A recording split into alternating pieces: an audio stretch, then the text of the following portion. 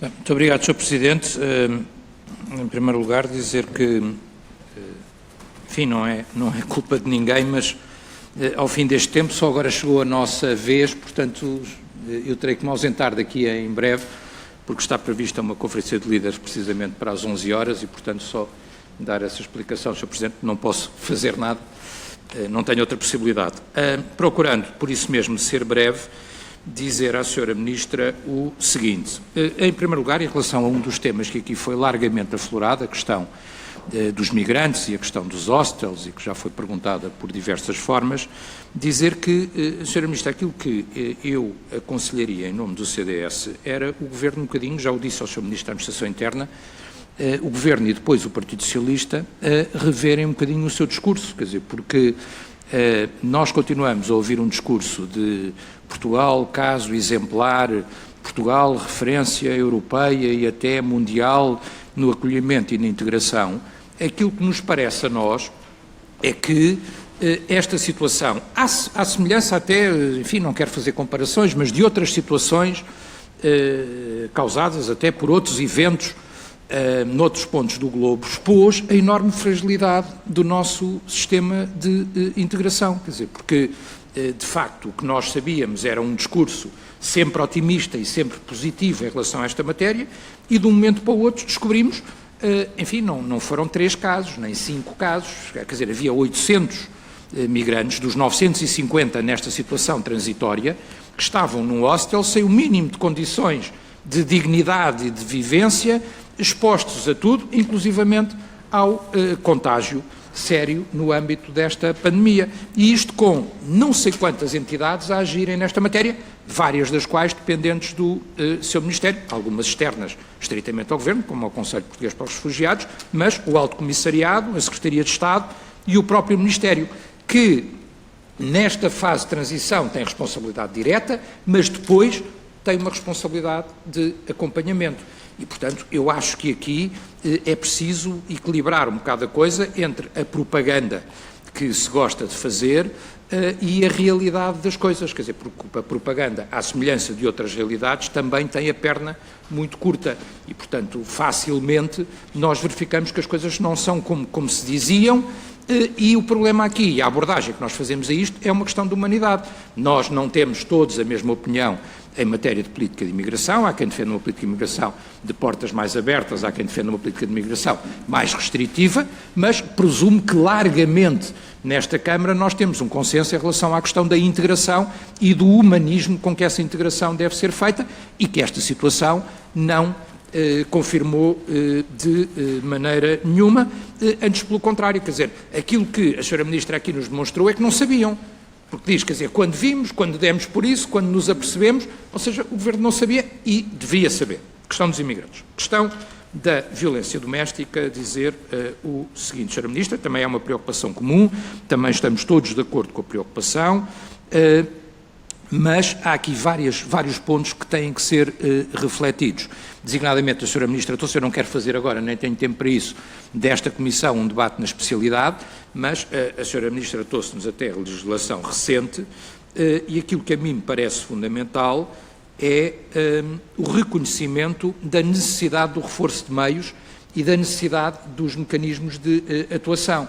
Porquê? Porque neste tipo de situações, aquilo que a nós nos parece, enfim, não é preciso ser especialista, mais importante para conseguir agir numa situação deste tipo é ter mecanismos de alerta, ter proximidade e conseguir rapidamente chegar à situação.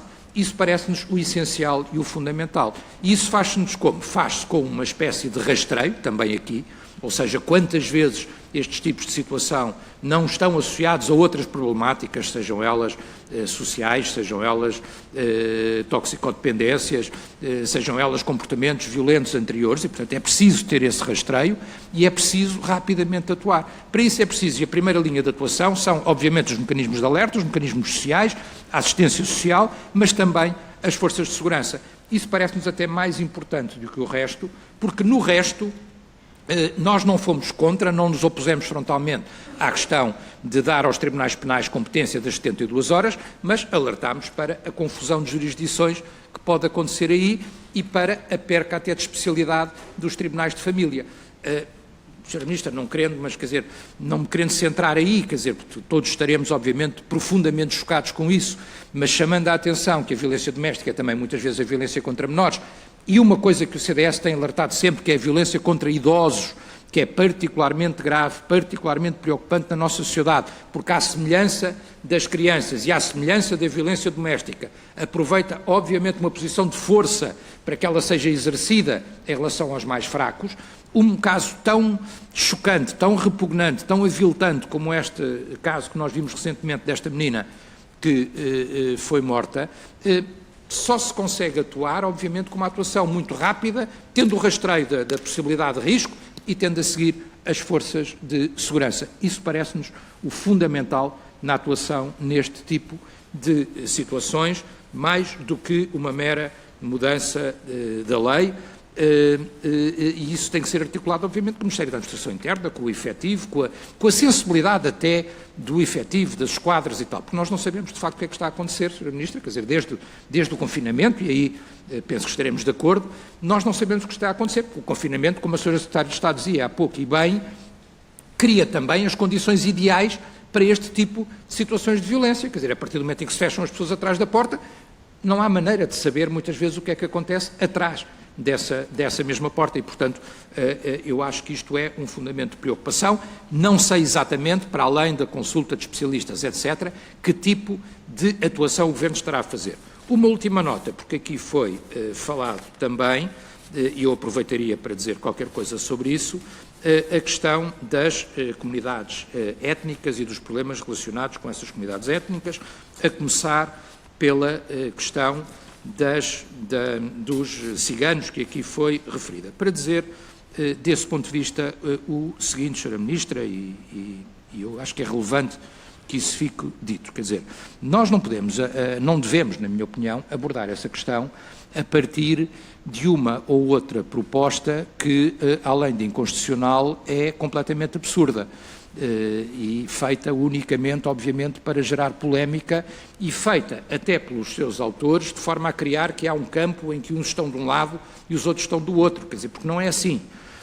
Eu acho que a primeira coisa que há a fazer, por exemplo, em relação a uma comunidade como a comunidade cigana, é, em alguma medida, reconhecer que há uma especificidade e reconhecer que existem vários problemas. De resto, enfim, eu tenho estado na delegação... Estou mesmo a terminar, Sr. Presidente, na delegação portuguesa no Conselho da Europa, onde a questão, em termos europeus, a questão dos romes e das populações romes, é permanentemente discutida. Portanto, reconhecer que há uma especificidade. Em segundo lugar, reconhecer que há vários problemas sociais, por vezes de integração, por vezes de auxílio, como aqui foi dito e bem, de auxílio e de apoio, mas também, às vezes, de características próprias que levam à necessidade do cumprimento da lei. E, portanto, reconhecer que é a partir daí que nós temos que desenvolver um modelo onde a lei é igual para todos. Ou seja, não é criar leis específicas para alguns, é reconhecer que a lei, em todos os aspectos, tem que ser igual para todos, e isso tem que ter, obviamente, uma resposta firme. Sr. Presidente, peço desculpa, terminei mesmo. Muito obrigado. Obrigado, Sr. Deputado. Tem a palavra a Sra. Ministra do Estado e da Presidência. Muito obrigada, Sr. Presidente. Dê-me só uma indicação de tempo. Ok. Muito obrigada, Sr. Presidente. O Sr. Deputado tocou em vários temas, eu ia começar pelo primeiro, porque, de facto, já falámos sobre ele, mas não creio que o Sr. Deputado tenha ouvido o que eu disse, porque precisamente este caso dos requerentes de asilo é o caso em que esta área governativa não tem responsabilidades atribuídas. E não tem por uma razão que é simples de compreender. Se estas pessoas viram recusado o seu pedido de estatuto de refugiados, não há um processo de integração previsto na lei tal como hoje a conhecemos. E, portanto, não havia nenhum caminho de integração, de processo de autonomização, estas pessoas não estavam sequer, não lhes é permitido que possam trabalhar, é um processo transitório e é precisamente a área no tema dos refugiados, e eu não estou a dizer com isto que não tenho responsabilidades, e tanto não estou que as assumi durante este processo, o acompanhamento de todos estes mecanismos e a procura de alternativa. O que lhe digo é natural que eu não soubesse, porque eu não tenho competências nesta área do processo, é fácil consultar a lei e, portanto, é expectável. Se aquilo que cabe a esta área governativa é o acompanhamento e o processo de integração, e se neste caso não houve uma resposta negativa a um pedido de asilo, é natural que não se suceda a uma resposta negativa um processo de integração. E como tive a oportunidade de responder à senhora deputada do Bloco de Esquerda e à senhora deputada do PCP, não creio que possamos continuar a viver com esta ideia de que não é necessário um processo de integração, uma vez que estas pessoas, não era suposto, mas neste momento ficam cá há um ano. Mas, portanto, só para dizer que não tenho responsabilidades diretas, assumi as minhas responsabilidades, e aí concordo com o senhor deputado, de garantir uma resposta humanista a este problema, e estamos a assumir esse papel e procuraremos agora responder à crise e depois fazer mudanças neste modelo, porque ele precisa de mudanças e precisará certamente de um reforço do papel da área da integração neste processo. Agora, isso não significa que fosse expectável que existisse um processo de integração à luz da lei como ela existe hoje, porque a ideia era precisamente a de regresso ao país de origem. E queria ser muito clara que isso não significa que não tenhamos que agir, que não haja coisas a corrigir, estamos a fazê-lo e vamos continuar a fazê-lo. E também não apaga o facto de Portugal ter uma resposta de muita qualidade, e isso é reconhecido internacionalmente, na resposta e na integração dos refugiados. E isso temos, e não é esta situação que apaga essa capacidade de responder, o facto de Portugal ter estado numa primeira linha de resposta e de agora se preparar para acolher 500 menores não acompanhados nessa procura de uma resposta aos desafios com que a Europa se confronta nesta matéria. Eu, relativamente à violência doméstica, queria, por um lado, repetir aquilo que já disse. Nós procurámos, desde a primeira hora, desde o primeiro dia, reforçar a nossa capacidade de acompanhamento desta rede. Há uma coisa que não mudou com o confinamento: nós não vamos entrar em casa das pessoas a menos que nos seja pedida ajuda, e o que procurámos foi, por todas as vias, facilitar esse pedido de ajuda. Julgo que era o que nos cabia durante o período de confinamento, aumentar os canais pela qual essa ajuda podia ser recebida, tanto do nosso lado como da parte das forças de segurança, como já aqui disse, contactaram os vários casos de violência doméstica passada, percorreram em cada território esse caminho de ver se nos casos que já conhecemos houve ou não reincidência. Temos uma resposta montada, um acompanhamento permanente da rede, como aqui a senhora Secretária de Estado já disse, e nunca ouviu nem ouvirá do Governo nenhuma ideia de que, pronto, não tivemos mais casos, já não temos um problema. Nós sabemos que é possível que com o desconfinamento os casos aumentem, ou melhor, os casos venham ao de cima, sejam do nosso conhecimento, e estamos preparados para lhe responder.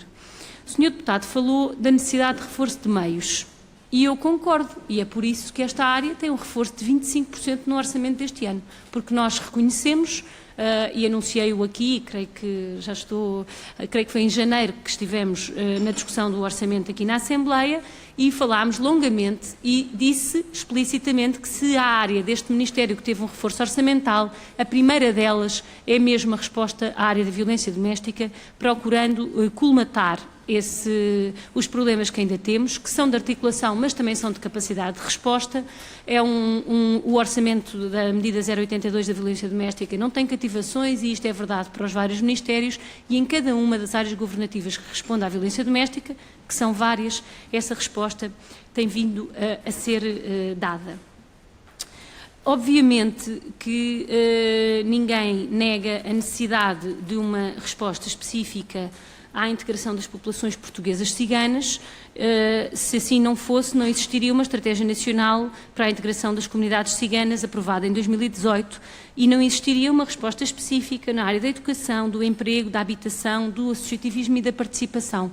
Ninguém nega a necessidade de ter esta resposta, como em muitas outras áreas em que é necessária uma resposta de discriminação positiva, como se antigamente chamava, mas que agora é de uma estratégia específica dirigida à integração, que tem uma dimensão regular de trabalho, e podia estar aqui a partilhar consigo os dados positivos que temos em matéria de bolsas de estudo, tanto no ensino secundário como no ensino superior,